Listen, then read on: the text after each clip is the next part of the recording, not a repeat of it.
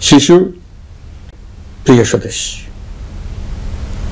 গত বছরের জুনে আদালতের একটি রায়ে সরকারি চাকরিতে কোটা পুনর্বহাল হলে দেশের তরুণ শিক্ষার্থী সমাজ বিক্ষুব্ধ হয়ে ওঠে। তাদের এই ক্ষোভ দাবানলে পরিণত হয় স্বৈরাচারের তুচ্ছ-তাচ্ছিল্যে, দমন পীড়নে, নির্বিচারে গুলিবর্ষণ, নির্মম হত্যাযজ্ঞের কারণে। স্বৈরাচারী শাসকের নির্দেশে পরিচালিত হত্যাযজ্ঞের সামনে নির্ভীক চিত্তে দাঁড়িয়েছিল এদেশের ছাত্র, শ্রমিক, জনতা। তাদের সম্মুখভাগে ছিলেন আমাদের অদম্য নারীরা। দেশকে স্বৈরাচার মুক্ত করতে অকাতরে জীবন উৎসর্গ করেছেন তারা। আজকের দিনে আমি জাতির সূর্য সন্তান জুলাই শহীদদের গভীর শ্রদ্ধার সঙ্গে স্মরণ করছি। জুলাইয়ে যারা আহত হয়েছেন, চিরতরে পঙ্গু হয়েছেন, দৃষ্টি হারিয়েছেন, জাতির পক্ষ থেকে আমি তাদের প্রতি শ্রদ্ধা ও কৃতজ্ঞতা জানাচ্ছি। প্রিয় দেশবাসী, গত এক বছরে আমরা অনেক সংকট ও সম্ভাবনার মধ্য দিয়ে পার করেছি। অনেক ঘটনা, দুর্ঘটনা আমাদের গভীরভাবে বেদনাহত করেছে। সর্বশেষ মাইলস্টোন কলেজে বিমান বিধ্বস্ত হয়ে ঝরে গেছে আমাদের কোমলমতি শিশু সহ বেশ কিছু মানুষের প্রাণ। আগুনে পুড়ে আহত হয়েছেন অনেকেই। এই ঘটনা আমাদের সবাইকে শোকস্তব্ধ করে দিয়েছে। এই দুর্ঘটনায় নিহতদের আত্মার শান্তি কামনা করছি। যারা এখনো হাসপাতালে চিকিৎসাধীন তাদের দ্রুত আরোগ্য কামনা করছি। এই ভয়াবহ দুর্ঘটনার পর সিঙ্গাপুর, চীন, ভারত সহ কয়েকটি দেশের যে সকল চিকিৎসক এবং নার্স আহতদের সেবায় অক্লান্ত পরিশ্রম করেছেন তাদের প্রতি কৃতজ্ঞতা জানাচ্ছি। যারা রক্ত দিয়ে আহতদের পাশে দাঁড়িয়েছেন কৃতজ্ঞতা জানাচ্ছি তাদের প্রতিও। প্রিয় দেশবাসী, জুলাই অভ্যুত্থানের পর আমরা অনেক দূর পথ অতিক্রম করে এসেছি। আমাদের জাতীয় জীবনে শান্তি শৃঙ্খলা ফিরে এসছে, অর্থনীতিতে গতিশীলতা এসছে, সংকট দূর হয়েছে। মাত্র কয়েকদিন আগে যুক্তরাষ্ট্রের সঙ্গে আমরা সফলতার সঙ্গে শুল্ক আলোচনা সমাপ্ত করেছি। এর ফলে আমাদের অর্থনীতির সম্ভাবনা বহুগুণ বেড়ে গিয়েছে। যখন এক বছর আগে আমাদের অন্তর্বর্তীকালীন সরকার 16 বছর ব্যাপী একটানা ধ্বংসযজ্ঞ এবং লুটপাটে বিধ্বস্ত এক অর্থনীতির দায়িত্ব নিয়েছিলাম, তখন কারোরই মনে হচ্ছিল না এই বিধ্বস্ত অর্থনীতিকে আবার সহজে চালু করা যাবে। বছরের মধ্যে আমরা প্রতিশ্রুতি দিয়েছিলাম 2026 সালের জুনের মধ্যে দেশের আগামী জাতীয় সংসদ নির্বাচন আয়োজন করব। তবে নির্বাচনের আগে আমাদের অত্যাবশ্যকীয় কয়েকটি কাজ সম্পন্ন করতে হবে। এর মধ্যে অন্যতম হল জুলাই ঘোষণাপত্র ও জুলাই সনদ। আজ জুলাই গণ অভ্যুত্থান দিবসে সকল রাজনৈতিক দলকে সঙ্গে নিয়ে আমরা জাতির কাছে জুলাই ঘোষণাপত্র উপস্থাপন করেছি। এই ঘোষণাপত্রে মহান মুক্তিযুদ্ধ সহ বাংলাদেশের মানুষের অতীতের বিভিন্ন ঐতিহাসিক ও গণতান্ত্রিক সংগ্রাম থেকে শুরু করে জুলাই অভ্যুত্থানের প্রেক্ষাপট বর্ণনা করা হয়েছে। আমাদের 3টি দায়িত্ব ছিল: সংস্কার, বিচার ও নির্বাচন। জুলাই অভ্যুত্থানের ছাত্র, শ্রমিক, জনতা দেয়ালে দেয়ালে যে প্রত্যাশার কথা লিখে রেখেছিল তার অন্যতম ফোকাস ছিল রাষ্ট্র ব্যবস্থার গণতান্ত্রিক সংস্কার। সেই লক্ষ্যে আমরা বেশ কয়েকটি সংস্কার কমিশন গঠন করেছিলাম। তাদের মধ্যে প্রধান প্রধান সংস্কার কমিশনগুলো যে সুপারিশ পেশ করেছে সেগুলোর মধ্যে স্বল্প সময়ের মধ্যে আশু বাস্তবায়নযোগ্য বহু সংস্কার আমরা ইতিমধ্যে সম্পন্ন করেছি। এই সংস্কারগুলোর মাধ্যমে অর্থনৈতিক খাত, বিচার ব্যবস্থা ও জনপ্রশাসনে গতিশীলতা আসবে, স্বচ্ছতা ও জবাবদিহিতা বহুলাংশে বৃদ্ধি পাবে, দুর্নীতি, অনিয়ম ও হয়রানি হ্রাস পাবে। দীর্ঘমেয়াদী সংস্কার কাজ বাস্তবায়নের লক্ষ্যে আমরা জাতীয় ঐকমত্য কমিশন গঠন করেছিলাম। এই কমিশনে 30টিরও অধিক রাজনৈতিক দল ও জোট স্বতঃস্ফূর্তভাবে অংশগ্রহণ করেছে, তাদের মতামত দিয়েছে। প্রাথমিক পর্যায়ে ঐকমত্য কমিশন 166টি সুপারিশ নিয়ে 30টির বেশি রাজনৈতিক দলের সঙ্গে প্রায় 2 মাস ধরে দলগত ও জোটগতভাবে আলোচনা করেছিল। এই প্রক্রিয়ায় যেসব বিষয়ে রাজনৈতিক দলগুলোর মধ্যে ঐকমত্য প্রতিষ্ঠিত হয়েছিল সেগুলো বাদ দিয়ে কমিশনের পক্ষ থেকে 19টি মৌলিক সংস্কারের বিষয় চিহ্নিত করা হয়। দ্বিতীয় পর্যায়ে 23 দিন ধরে আলোচনা শেষে 19টি বিষয়ের বেশিরভাগ ক্ষেত্রেই ঐকমত্য প্রতিষ্ঠা করা সম্ভব হয়েছে, যদিও কয়েকটি ক্ষেত্রে কিছু কিছু রাজনৈতিক দলের নোট অফ ডিসেন্ট রয়েছে। সংস্কারের ক্ষেত্রে আমরা আমাদের লক্ষ্যে পৌঁছাতে পেরেছি। ঐকমত্য কমিশনের পরিচালনায় দেশের সকল রাজনৈতিক দল মিলে দীর্ঘদিন ধরে প্রতিনিয়ত আলাপ আলোচনার ভিত্তিতে জুলাই সনদ চূড়ান্ত হওয়ার পর্যায়ে এসছে। জুলাই সনদ একটি ঐতিহাসিক অর্জন। এটা শুধু আমাদের রাজনৈতিক ইতিহাসে নয়, বৃহত্তর পরিমণ্ডলের রাজনৈতিক ইতিহাসেও স্মরণীয় হয়ে থাকবে। দলিল তো স্মরণীয় হয়ে থাকবেই, এটা রচনার প্রক্রিয়াও স্মরণীয় হয়ে থাকবে। এই দলিল প্রণয়নের জন্য আমি সকল রাজনৈতিক দলের নেতৃবৃন্দকে এবং ঐকমত্য কমিশনের সদস্যবৃন্দকে, বিশেষ করে এই উদ্যোগের নেতৃত্ব দানকারী প্রফেসর আলী রিয়াজকে জাতির পক্ষ থেকে অশেষ কৃতজ্ঞতা ও ধন্যবাদ জানাচ্ছি। রাজনৈতিক দলের প্রতিনিধিরা অত্যন্ত সৌহার্দ্যপূর্ণ পরিবেশে আলোচনায় অংশ নিয়েছেন। মতপার্থক্য থাকা সত্ত্বেও সকল রাজনৈতিক দলের মধ্যে ঐকমত্য তৈরির চেষ্টা ছিল। আমরা আশা করছি এই ঐকমত্যের ভিত্তিতে অচিরে রাজনৈতিক দলগুলি জুলাই সনদে স্বাক্ষর করবে এবং এর বাস্তবায়নেও ঐকমত্যে পৌঁছাবে। জুলাই সনদ বাংলাদেশে সুষ্ঠুভাবে ক্ষমতা হস্তান্তর, জবাবদিহিমূলক রাষ্ট্রীয় প্রতিষ্ঠানগুলোর স্বাধীনতা ও সক্ষমতা, নাগরিক অধিকারের সত্যিকারের বাস্তবায়ন, রাষ্ট্রীয় সম্পদ ও সামর্থ্যের ব্যবস্থাপনা নিশ্চিত করবে। আমাদেরকে নিশ্চিত করতে হবে ভবিষ্যতের কোনো সরকারই যেন আর ফ্যাসিস্ট হয়ে উঠতে না পারে। রাষ্ট্রকে এমনভাবে মেরামত করতে হবে যাতে কখনো কোথাও ফ্যাসিবাদের লক্ষণ পাওয়া গেলেই সেটিকে যেন তাৎক্ষণিকভাবে সেখানেই নির্মূল করা যায়, আর যেন 16 বছরের জন্য অপেক্ষা করতে না হয়, বহু মানুষকে প্রাণ দিতে না হয়, আমাদের যেন আরেকটি গণ অভ্যুত্থানের প্রয়োজন না হয়। জুলাই আগস্টের মানবতা বিরোধী অপরাধ মামলায় বিচার কাজ দৃঢ়ভাবে এগিয়ে চলেছে। বিচারের আনুষ্ঠানিক শুনানি পর্বও শুরু হয়েছে। ইতিহাসের নির্মম হত্যাযজ্ঞে যারা জড়িত তাদের বিচার এদেশের মাটিতে হবেই। বিচার প্রক্রিয়া ও এর ফলাফল ক্রমান্বয়ে মানুষের কাছে প্রকাশিত হতে থাকবে। বিচারের পুরো প্রক্রিয়া দেশবাসীর কাছে স্বচ্ছ ও দৃশ্যমান রাখা হচ্ছে। এবার আমাদের সর্বশেষ দায়িত্ব পালনের পালা, নির্বাচন অনুষ্ঠান।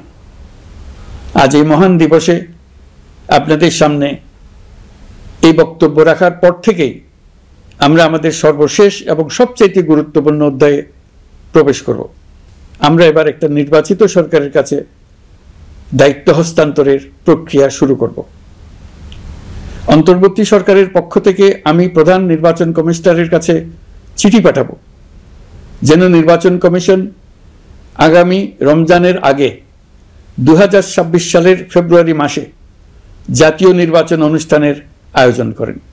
আপনারা সকলেই দোয়া করবেন যেন সুন্দরভাবে নির্বাচন অনুষ্ঠান করে এদেশের সকল নাগরিক একটি নতুন বাংলাদেশ গড়ার কাজে সফলভাবে এগিয়ে যেতে পারে। আমরা সরকারের পক্ষ থেকে এই নির্বাচন যাতে সুষ্ঠু, শান্তিপূর্ণ এবং উৎসবমুখরভাবে সম্পন্ন করা যায় সেজন্য সকল প্রকার সাহায্য সহযোগিতা প্রদান করব। এবারের নির্বাচন যেন আনন্দ উৎসবের দিক থেকে, শান্তি শৃঙ্খলার দিক থেকে, ভোটার উপস্থিতির দিক থেকে, সৌহার্দ্য ও আন্তরিকতার দিক থেকে দেশের ইতিহাসে স্মরণীয় হয়ে থাকে। সেই জন্য সকল আয়োজন সম্পন্ন করতে আগামীকাল থেকে আমরা সকলেই মানসিক প্রস্তুতি ও প্রাতিষ্ঠানিক আয়োজন শুরু করব। নির্বাচনে ভোটারদের সম্পর্কে দুই একটা কথা বলতে চাই। এবার আমরা প্রবাসী ভোটারদের ভোট দেওয়ার আয়োজন নিশ্চিত করতে চাই। অর্থনৈতিক দিক থেকে সম্পূর্ণ বিধ্বস্ত বাংলাদেশ যে আবার দ্রুত ঘুরে দাঁড়াতে পেরেছে তার বড় কারণ হলো আমাদের রেমিটেন্স যোদ্ধাদের ঐতিহাসিক অবদান। নির্বাচনে তাদের অংশগ্রহণ নিশ্চিত করার জন্য নির্বাচন কমিশন প্রস্তুতি নিচ্ছে। নারী ভোটাররা যেন দেশের সর্বত্র নির্দ্বিধায় আনন্দোৎসব সহকারে তাদের ভোট দিতে পারে এটা নিশ্চিত করতে চাই। এবার যেন কেন্দ্রে কেন্দ্রে নারী ভোটারদের ঢল নামে, আমরা সেই লক্ষ্যে সমস্ত ব্যবস্থা গ্রহণ করব। দেশের মানুষের ভোটাধিকার কেড়ে নেবার কারণে গত 15 বছর ধরে নাগরিকবৃন্দ ভোট দিতে পারেনি। এবারের নির্বাচনে আমরা আমাদের বকেয়া আনন্দ সহ মহা আনন্দে ভোট দিতে চাই। এবারের নির্বাচনে জীবনে প্রথমবার ভোট দিতে যাবে এরকম ভোটাররা নানা উৎসবের মধ্য দিয়ে ভোট কেন্দ্রে যাবে, তাদের এই দিনটি স্মরণীয় করে রাখার জন্য। এর মধ্যে নতুন নারী ভোটার থাকবে, নতুন পুরুষ ভোটার থাকবে, এর মধ্যে এমন ভোটার থাকবে যারা 15 বছর আগে থেকেই ভোট দিতে পারত কিন্তু জীবনে একবারও ভোট দিতে পারেনি। এর মধ্যে আসবে যারা 10 বছর আগে, 5 বছর আগে ভোট দিতে পারত কিন্তু পারেনি। আর আসবে ভাগ্যবান ও ভাগ্যবতীর দল, যারা এই প্রথমবার ভোটার হওয়ার যোগ্যতা লাভ করলো এবং সঙ্গে সঙ্গে ভোট দেওয়ার সুযোগও পেয়ে গেল। নির্বাচনের দিনকে আমরা ঈদের উৎসবের মতো করতে চাই। এবারের ভোটের আনন্দ থাকবে সবার মধ্যে। আপনারা সবাই বাচ্চা কাচ্চাদের নিয়ে ভোট কেন্দ্রে যাবেন। নাগরিক অধিকার প্রয়োগের মহা আনন্দ পরবর্তী বংশধরদের কাছে তুলে ধরার জন্য এখন থেকে প্রতিদিন আলাপ আলোচনা করুন। আপনার এলাকায় ভোটদান ব্যবস্থা কেমন হলে সুন্দর হয়, কেমন হলে আনন্দমুখর হয়, সেটা আগে থেকে ঠিক করার জন্য। নতুন বাংলাদেশ গড়ার কাজের ভিত্তি রচনা হবে এবারের নির্বাচনে। তার জন্য প্রস্তুতি নিন। প্রিয় দেশবাসী, দেশের ইতিহাসে এখন পর্যন্ত যতগুলো বড় সংঘাত, সহিংসতার ঘটনা ঘটেছে তার সবগুলোর নেপথ্য কারণ ছিল ত্রুটিপূর্ণ নির্বাচন। ত্রুটিপূর্ণ নির্বাচনের মধ্য দিয়ে কোনো দল যদি গায়ের জোরে নির্বাচিত হয়ে ক্ষমতায় আসে, তার চূড়ান্ত পরিণতি কি তার জুলাই অভ্যুত্থান আমাদের দেখিয়ে দিয়েছে। আমরা ইতিহাসের কলঙ্কিত কোনো অধ্যায়ের পুনরাবৃত্তি আর করতে চাই না। আপনারা প্রত্যেকেই অবগত আছেন, একটা গোষ্ঠী নির্বাচনকে বাধাগ্রস্ত করার জন্য উন্মুখ হয়ে আছে। তারা দেশের গণতান্ত্রিক অগ্রযাত্রাকে ব্যাহত করতে দেশের বাইরে বসে ভেতরে থেকে নানা অপচেষ্টায় লিপ্ত রয়েছে। আমাদেরকে অবশ্যই খেয়াল রাখতে হবে তারা যেন নির্বাচনকে সংঘাতময় করে তোলার কোনো রকমের সুযোগ না পায়। মাথায় রাখবেন, পরাজিত শক্তি নির্বাচনের আগ পর্যন্ত বারবার মাথাচাড়া দিয়ে ওঠার চেষ্টা করবে, কিন্তু একটি অবাধ, সুষ্ঠু, নিরপেক্ষ নির্বাচন সফলভাবে আয়োজন করা গেলে অপশক্তির পরাজয় চূড়ান্ত হবে। নির্বাচন সংক্রান্ত বিষয়ে প্রতিনিয়ত পরামর্শ নেওয়ার জন্য আমরা প্রযুক্তির সাহায্য নেব। এই জন্য একটি অ্যাপ তৈরির উদ্যোগ নিচ্ছি। দ্রুত এই অ্যাপটি চালু হবে। আপনারা আপনাদের সকল পরামর্শ, সকল মতামত, সকল আশঙ্কা এবং উদ্যোগের কথা এই অ্যাপের মাধ্যমে আমাদেরকে জানাবেন। আমরা তা যথাযথ কর্তৃপক্ষকে জানিয়ে দেব, সমস্যা সমাধানের জন্য ব্যবস্থা নেব। রাজনৈতিক দলগুলোর প্রতি আমার আহ্বান থাকবে, আপনাদের নির্বাচনী ইশতেহারে, আপনাদের প্রতিশ্রুতি, প্রতিজ্ঞা, পরিকল্পনায় কোনো কিছুতেই যেন তরুণরা বাদ না পড়ে, নারীরা বাদ না পড়ে। মনে রাখবেন, যে তরুণ তরুণীরা বাংলাদেশকে বদলে দিয়েছে তারা বিশ্বকেও বদলে দেওয়ার ক্ষমতা রাখে। আপনার দল থেকে তাদেরকে সেই সুযোগ দেওয়ার উদ্যোগ নেন। আগামী নির্বাচনে সবাই নিরাপদে যার যার পছন্দের প্রার্থীকে ভোট দেবে, এটা নিয়ে কারো কোনো আপত্তির সুযোগ রাখা যাবে না। আমরা সবাই সবার পছন্দের প্রতি সম্মান দেখাবো, এটাই হোক আমাদের প্রতিজ্ঞা। প্রিয় দেশবাসী, আপনারা জানেন সরকার দায়িত্ব গ্রহণের পরপরই দেশের দক্ষিণ ও উত্তরাঞ্চলে যে ভয়াবহ বন্যা পরিস্থিতি তৈরি হয়েছিল তা ফসল উৎপাদনে ব্যাপক ক্ষতি সাধন করেছে। এর ফলে নিত্য প্রয়োজনীয় পণ্যের মূল্য বৃদ্ধির আশঙ্কা হয়েছিল। তবে সংশ্লিষ্ট প্রতিষ্ঠান ও কর্তৃপক্ষের যথাযথ পদক্ষেপ, নজরদারি ও মধ্যস্বত্বভোগীদের দৌরাত্ম্য কমানোর ফলে এটি এড়ানো গেছে। বিশেষ করে এবছরের পবিত্র মাহে রমজান মাস থেকে শুরু করে এখন পর্যন্ত বাজার পরিস্থিতি স্থিতিশীল রয়েছে। মূল্যস্ফীতির নিয়ন্ত্রণ ছিল আমাদের জন্য সবচেয়ে বড় চ্যালেঞ্জ। ভঙ্গুর অর্থনীতি ও বন্যার কারণে খাদ্য মূল্যস্ফীতি হয়েছিল প্রায় 14%। এখন সেটা অর্ধেকে নেমে আসছে। আমরা আশা করছি ডিসেম্বরের মধ্যে এটা 6% নেমে আসবে। এই জুন মাসে দেশের সার্বিক মূল্যস্ফীতি কমে 8.48% হয়েছে, যা বিগত 35 মাসের মধ্যে সর্বনিম্ন। এই নিয়ে 4 মাস ধরে সার্বিক মূল্যস্ফীতি ক্রমান্বয়ে কমেছে। বর্তমান অন্তর্বর্তীকালীন সরকারের প্রতি প্রবাসীদের অসীম আস্থার ফলে মুদ্রা বাজারেও স্থিতিশীলতা ফিরে আসছে। গত অর্থ বছরে ব্যাংকিং চ্যানেলে রেকর্ড $3033 কোটি প্রবাসী আয় দেশে এসছে। রপ্তানি আয়ে প্রায় 9% প্রবৃদ্ধি হয়েছে। এর ফলে টাকা শক্তিশালী হয়েছে, অনেক বছর পর ডলারের বিপরীতে টাকার মান বাড়ছে। গত 11 মাসে বৈদেশিক পাওনাদারদের পাওনা সুদ ও আসল বাবদ $4 বিলিয়ন অর্থাৎ $400 কোটি অর্থ পরিশোধ করা হয়েছে, যা এ যাবৎকালের সর্বোচ্চ। আগের বকেয়া আদায় পরিশোধের পরও বৈদেশিক মুদ্রার রিজার্ভ বাড়ছে। আগামীতে এই ধারা বজায় থাকবে বলে আমরা আশা করি। বিদেশি বিনিয়োগ বৃদ্ধিতে বিভিন্ন উদ্যোগ নেওয়ার ফলে এই বছরের প্রথম 3 মাসে বিদেশি বিনিয়োগ এসছে $10,500 কোটি। গত বছরের একই সময়ের তুলনায় এটা দ্বিগুণেরও বেশি। আর অক্টোবর থেকে হিসাব করলে 6 মাসে ফরেন ডাইরেক্ট ইনভেস্টমেন্ট এসছে $16,500 কোটি, যা গত সরকারের আমলের শেষ 6 মাসের তুলনায় দ্বিগুণ। কর্মসংস্থান সৃষ্টি অন্তর্বর্তীকালীন সরকারের অন্যতম বড় লক্ষ্য। সম্প্রতি হংকং ভিত্তিক শিল্পগোষ্ঠী হান্ডা বাংলাদেশের বস্ত্র তৈরি পোশাক খাতে $250 মিলিয়ন বিনিয়োগের প্রতিশ্রুতি নিয়ে এসছে, যা এই খাতে চীনা কোনো কোম্পানির একক সর্বোচ্চ বিনিয়োগ।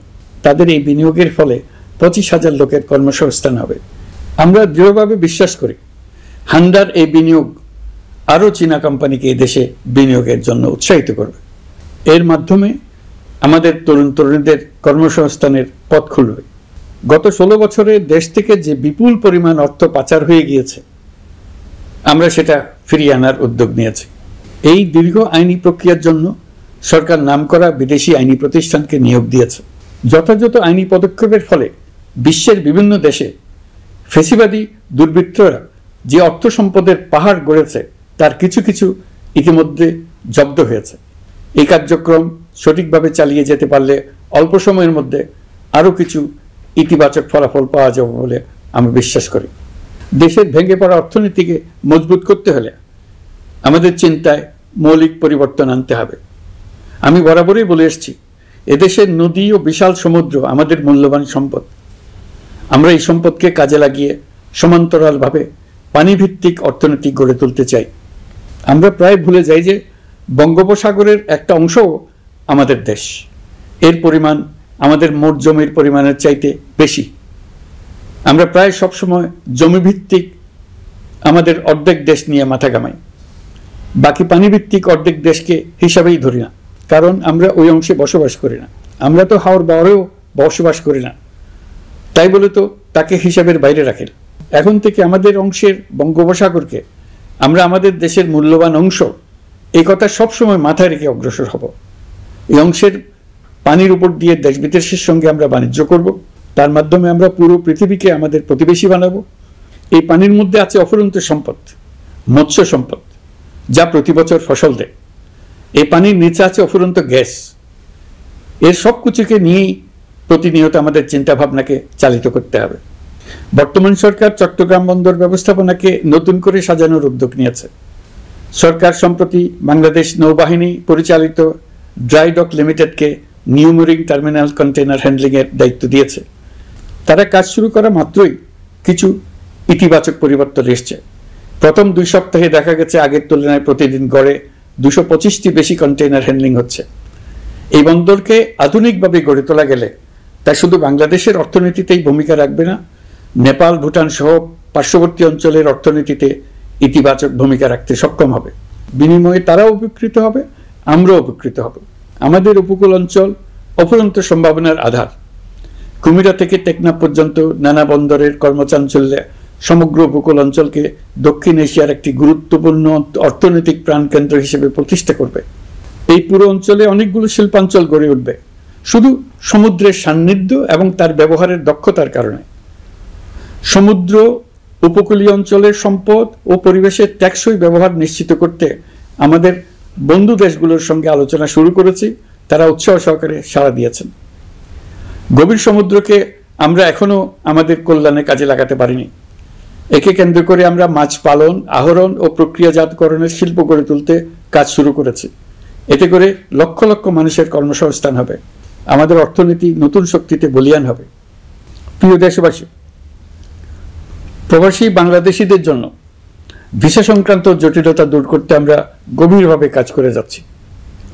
বাংলাদেশি নাগরিকদের জন্য আরব আমিরাত পুনরায় ভিসা চালু করেছে। মালয়েশিয়া কর্তৃপক্ষ বাংলাদেশি কর্মীদের জন্য প্রথমবারের মতো মাল্টিপল এন্ট্রি ভিসা চালু করেছে। অন্যান্য দেশের সঙ্গেও ভিসা জটিলতা কিভাবে কমিয়ে আনা যায় এ নিয়ে আমরা কাজ করে যাচ্ছি। আগামী 5 বছরে জাপানে অন্তত 1 লক্ষ বাংলাদেশি তরুণদের পাঠানোর প্রস্তুতি শুরু করেছে। তরুণদের সেখানে পাঠানোর জন্য বিশেষ প্রশিক্ষণ, অন্যান্য ব্যবস্থাও আমরা নিতে শুরু করেছি। এর পাশাপাশি আমরা ইতালি, দক্ষিণ কোরিয়া, সার্বিয়া সহ বিভিন্ন দেশে দক্ষ কর্মীদের পাঠানোর উদ্যোগ নিয়েছি। সৌদি আরব, জর্ডান, ওমান সহ বিভিন্ন দেশে নথিপত্রের কারণে যে প্রবাসীরা ইরেগুলার হয়ে গিয়েছিলেন তাদেরকে রেগুলারাইজ করার জন্য ব্যবস্থা নিয়েছে। আমরা বিভিন্ন দেশের সঙ্গে বিদ্যমান চুক্তিগুলোকে পর্যালোচনা করে দেখছি যাতে আমাদের প্রবাসী ভাই বোনদের জন্য সেগুলো স্বস্তিদায়ক হয়। দেশে এবং দেশের বাইরে বাংলাদেশের নাগরিকরা যে যেখানে অবস্থান করছে তারা যাতে সব ধরনের নাগরিক সুবিধা পান, আমরা সেই বিষয়ে উদ্যোগ নিয়েছি। চলতি বছর আমাদের নানা উদ্যোগের ফলে প্রায় 87,000 বাংলাদেশি সুষ্ঠুভাবে হজ পালন করতে পেরেছেন।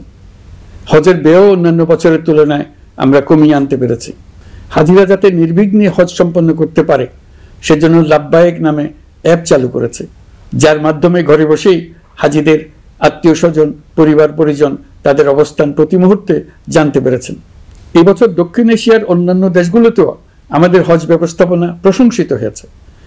আগামী বছরের হজ ব্যবস্থাপনা যেন আরও নির্বিঘ্নে সম্পন্ন করা যায় সেজন্য মন্ত্রণালয় এখন থেকেই প্রস্তুতি নিতে শুরু করেছে। প্রিয় দেশবাসী, জুলাই গণঅভ্যুত্থানে তরুণ শিক্ষার্থীদের পাশে ঢাল হয়ে দাঁড়িয়েছিলেন আমাদের বাবা মা ও শিক্ষকরা।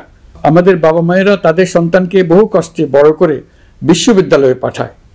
লেখাপড়া শেষ করে অনেক ছাত্র অসুস্থ হয়ে বের হয়। এর কারণ আবাসিক হলের নোংরা পরিবেশ, খাবারের নিম্নমান, তার উপর দলীয় সন্ত্রাসীদের দমনপীড়ন। বিশ্ববিদ্যালয়ে পড়াশোনার পরিবর্তে প্রতিদিন শিক্ষার্থীদের জোর করে রাজনৈতিক দলের প্রোগ্রামে নিয়ে যাওয়া হতো। প্রশাসন ও শিক্ষকরা সবই জানতেন, অথচ কেউ এটি থামাতে পারেননি, চেষ্টাও করেননি। কারণ শিক্ষকদের একটি বড় অংশ প্রমোশনের জন্য, সুবিধার জন্য দলীয় রাজনীতিতে জড়িত ছিলেন, নিপীড়কের ভূমিকায় ছিলেন। প্রতিটি বিশ্ববিদ্যালয়ের আবাসিক হলগুলোতে দলীয় সন্ত্রাসীদের নিয়ন্ত্রণ আর অমানসিক নির্যাতন চলত। সেখানে গড়ে তোলা হয়েছিল টর্চার সেল। অন্তর্বর্তী সরকার প্রতিশ্রুতিবদ্ধ যে আমরা আর কখনো শিক্ষা প্রতিষ্ঠানগুলোকে এমন কোনো রাজনীতি দ্বারা কলুষিত হতে দেব না যা পড়াশোনার পরিবেশ নষ্ট করে, তরুণদের জীবন ধ্বংস করে। বাবা মায়েদের যেন সন্তানকে বিশ্ববিদ্যালয়ে পড়তে পাঠিয়ে আর কখনো শঙ্কায় থাকতে না হয়। বর্তমান সরকার দায়িত্ব গ্রহণের পরপরই শিক্ষা ব্যবস্থার উন্নতির জন্য ধারাবাহিকভাবে পরামর্শ কমিটির সঙ্গে বৈঠক করেছে, বিভিন্ন উদ্যোগ হাতে নিয়েছে। বিদ্যালয়গুলোতে শিক্ষার মান কিভাবে বাড়ানো যায় সে বিষয়ে বিভিন্ন উদ্যোগ নেওয়া হচ্ছে। সরকার কিছুদিন আগে সারা দেশের সরকারি প্রাথমিক বিদ্যালয়ের সব প্রধান শিক্ষকের বেতনের গ্রেড 1 ধাপ বাড়িয়ে 10ম গ্রেড করার সিদ্ধান্ত নিয়েছে। এটি একটি যুগান্তকারী সিদ্ধান্ত। প্রাথমিক বিদ্যালয়গুলিতে শূন্য পদে 6,500 প্রধান শিক্ষক নিয়োগের প্রক্রিয়া চলছে। প্রাথমিকের পড়াশোনার পদ্ধতিগত পরিবর্তনের দিকেও আমরা মনোযোগ দিচ্ছি। সব স্কুলে ইন্টারনেট সংযোগ ও মাল্টিমিডিয়া শ্রেণীকক্ষ তৈরির নির্দেশ দেওয়া হয়েছে। পার্বত্য চট্টগ্রামে কমপক্ষে 100টি স্কুলে এবছরের মধ্যেই ই-লার্নিং চালু হবে। ঢাকা চট্টগ্রামের অভিজ্ঞ শিক্ষকরা প্রযুক্তির সহায়তায় এসব স্কুলে শিক্ষকতা করে সেখানকার শিক্ষক ঘাটতি পূরণ করবেন। যেসব এলাকায় বিদ্যুতের ঘাটতি রয়েছে সেখানে সোলার প্যানেল বসিয়ে বিদ্যুতের ঘাটতি নিরসন এবং মোবাইল নেটওয়ার্ক ও স্টারলিংক পরিষেবা ব্যবহার করে এই সংকট মোকাবেলা করা হচ্ছে। স্কুলগুলোতে মেয়েদের জন্য বিশেষ ব্যবস্থা গ্রহণ করে তাদের পড়াশোনার উপযোগী করে তোলা হচ্ছে। স্কুলের অবকাঠামোকে নারীবান্ধব করে তুলতে স্কুল ভবন নির্মাণের সময় কমিটিতে নারী স্থপতি রাখার নিয়ম করা হয়েছে। আমাদের লক্ষ্য হলো স্কুল ভবনের ডিজাইন থেকে শুরু করে পড়াশোনার পরিবেশ, চিন্তাভাবনায় মেয়েদেরকে বিশেষভাবে গুরুত্ব দেওয়া, যাতে তারা ব্যক্তিগত নিরাপত্তা ও স্বাস্থ্যের দিক থেকে স্বস্তিদায়ক পরিবেশে পড়াশোনা করতে পারে।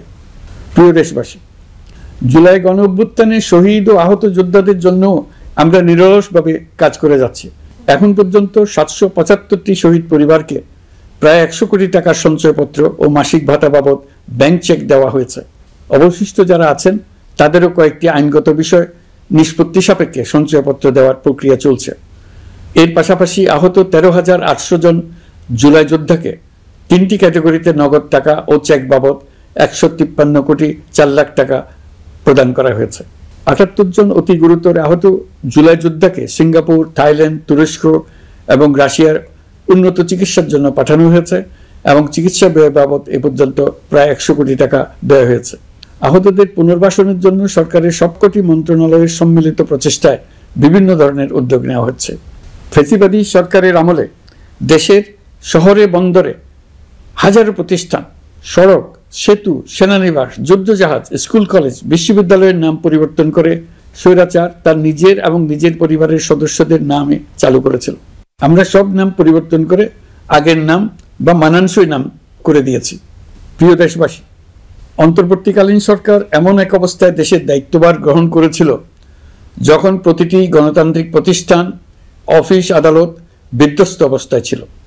আমাদের প্রথম এবং প্রাথমিক কাজ ছিল এই প্রতিষ্ঠানগুলো সংস্কার এবং পুনর্নির্মাণে হাত দেওয়া, আইন শৃঙ্খলা বাহিনী পুনর্গঠন, অর্থনীতি পুনরুদ্ধার, আইন আদালত, নির্বাচন কমিশন সহ যাবতীয় গণতান্ত্রিক প্রতিষ্ঠানকে সচল করা এবং নাগরিকদের নিকট দায়বদ্ধ করে তোলা। রক্তাক্ত জুলাই ছিল স্বৈরাচারের বিরুদ্ধে তরুণদের পুঞ্জীবিত ক্ষোভের বহিঃপ্রকাশ। 16 বছর ধরে সরকারের স্বৈরাচারী আচরণের বিরোধিতা করে যতগুলো আন্দোলন হয়েছে, প্রতিটিতেই দলীয় সন্ত্রাসীরা অস্ত্র হাতে আন্দোলনকারীদের আক্রমণ করেছে। প্রতিটি আন্দোলনকেই দমন করার জন্য দলীয় সন্ত্রাসীরা সর্বোচ্চ আঘাত করেছে, যেখানে আইনশৃঙ্খলা বাহিনীকেও অংশ নিতে নির্দেশ দেওয়া হয়েছে অথবা দাঁড়িয়ে দর্শকের ভূমিকায় থাকতে বলা হয়েছে।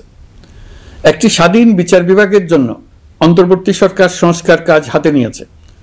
বিচার বিভাগীয় সংস্কার কমিশনের প্রস্তাবনা অনুযায়ী সুপ্রিম কোর্ট বিচারক নিয়োগ সহ যে সকল কাজ এই সরকার স্বল্প সময়ের মধ্যে করে যেতে পারবে, সে সকল কাজের অধিকাংশ ইতিমধ্যে সম্পন্ন করা হয়ে গেছে, বাকি কাজ চলমান রয়েছে।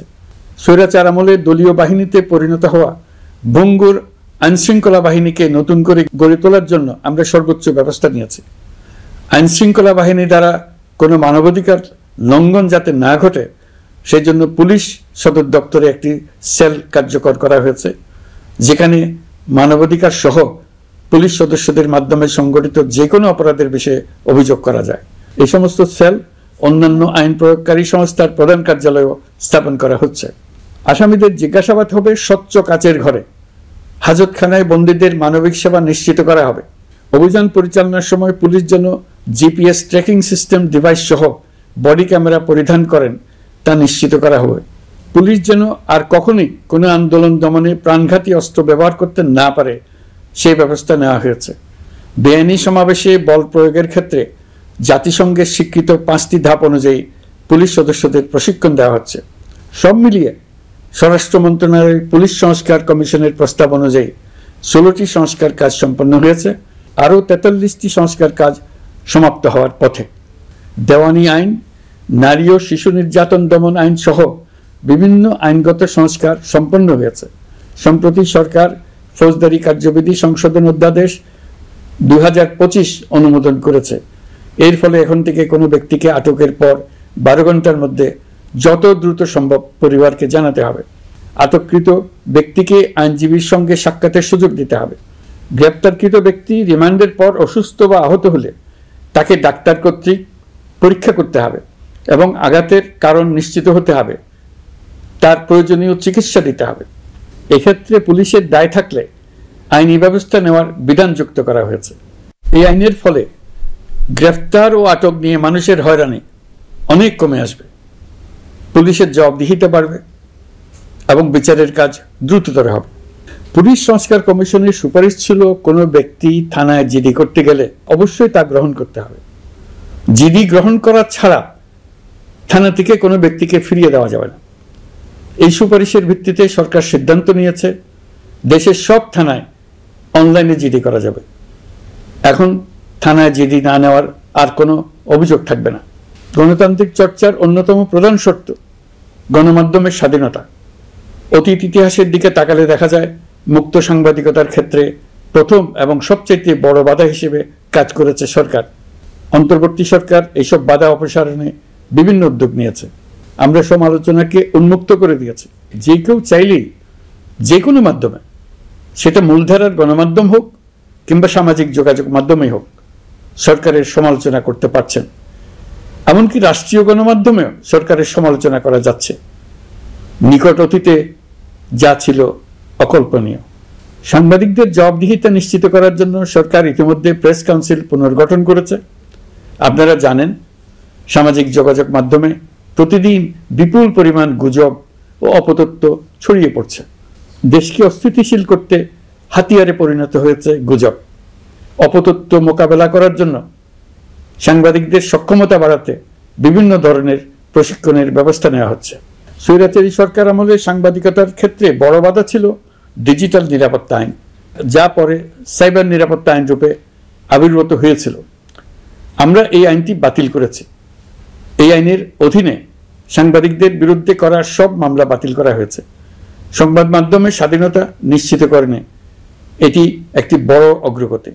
নতুন যে আইন প্রণীত হয়েছে তাতে আগের আইনের নিবর্তনমূলক 9টি ধারা বাদ দেওয়া হয়েছে। আগের আইনের আওতায় করা 95% মামলায় এসব ধারায়। আমরা বিশ্বাস করি নতুন আইন প্রণয়নের পর সাংবাদিকদের আইনি হয়রানি বন্ধ হবে। গত বছর মানুষের প্রতিবাদকে স্তব্ধ করে দিতে ফ্যাসিবাদী সরকার ইন্টারনেট বন্ধ করে দিয়েছিল, যাতে গোপনে তারা দমন নিপীড়ন হত্যাকাণ্ড চালাতে পারে। অন্তর্বর্তী সরকার সাইবার সুরক্ষা আইন সংশোধন করে নতুন অধ্যাদেশে প্রথমবারের মতো ইন্টারনেটকে মৌলিক অধিকার হিসেবে অন্তর্ভুক্ত করেছে। সম্প্রতি আন্তর্জাতিক bandwidth real time internet traffic পরিবহনে 4 টেরাবাইট সেকেন্ডের মাইলফলক অতিক্রম করেছে বাংলাদেশ সাবমেরিন কেবলস পিএলসি। বাংলাদেশে ইন্টারনেট সেবার মান ভালো করতে সরকারের পক্ষ থেকে সর্বোচ্চ উদ্যোগ নেওয়া হয়েছে। প্রিয় দেশবাসী, আপনাদের আহ্বানে একটি ঐতিহাসিক সন্ধিক্ষণে আমরা দায়িত্বভার গ্রহণ করেছিলাম। জুলাই অভ্যুত্থানের সৃষ্ট নতুন বাংলাদেশের যে অভূতপূর্ব সম্ভাবনা জাগ্রত হয়েছে তাকে এগিয়ে নিতে আপনারা আমাদেরকে দায়িত্ব দিয়েছিলেন। গত 12 মাস ধরে আপনাদের সবাইকে সাথে নিয়ে জুলাইয়ের দাবি পূরণের চেষ্টা করে যাচ্ছি। আসুন আজ জুলাই গণ অভ্যুত্থান দিবসে প্রতিজ্ঞাবদ্ধ হই এই জাতিকে আমরা আর কখনো বিভক্ত হতে দেব না। আমরা সকল নাগরিকের প্রতি মর্যাদাশীল থাকব, তিনি যেই পরিচয়েরই হন না কেন। আমরা দৈনন্দিন জীবনে নানা ঘাত প্রতিঘাতে সাময়িকভাবে যদি পথভ্রষ্ট হয়েও পড়ি, প্রতি বছর জুলাই আমাদেরকে নতুন করে ঐক্যবদ্ধ হতে শক্তি যোগাবে। জুলাই তরুণদের উসিলায় জাতির আত্ম আবিষ্কারের মাস, ভুল ভ্রান্তি শুধরে নেবার মাস, গর্তে পড়ে যাওয়ার প্রবণতা থেকে নিজেদেরকে রক্ষা করার মাস।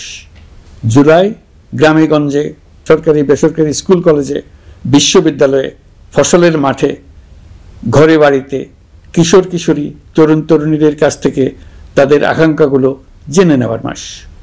নির্বাচন আসছে।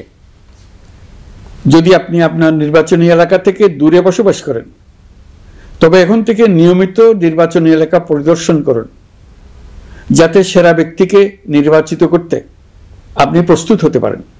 যাদের তাজা রক্তের বিনিময়ে আমরা আমাদের এই অতি মূল্যবান অধিকার ফিরে পেলাম, ভোটটা দেওয়ার আগ মুহূর্তে যেন তাদের চেহারা আমাদের চোখে ভেসে ওঠে। ফেব্রুয়ারি বেশি দূরে নয়। নির্বাচন নিয়ে প্রস্তুতি নিতে নিতেই ভোটের দিন এসে পড়বে। বহু বছর আমরা কেউ ভোট দিতে পারিনি। এবার আমরা সবাই ভোট দেব, কেউ বাদ যাবে না। সবাই যেন বলতে পারি, নতুন বাংলাদেশ গড়ার পথে দেশকে রওনা করার জন্য আমি আমার ভোটটা দিয়েছিলাম। আমার ভোটেই দেশটা সে পথে রওনা হতে পেরেছিল। জুলাই গণ অভ্যুত্থান দিবসে সকল নাগরিকের কাছে আমার আহ্বান, আসুন নতুন বাংলাদেশ গড়ার প্রথম বড় পরীক্ষায় সফলভাবে উত্তীর্ণ হই। মহান আল্লাহ আমাদের সহায় হন। আল্লাহ হাফেজ।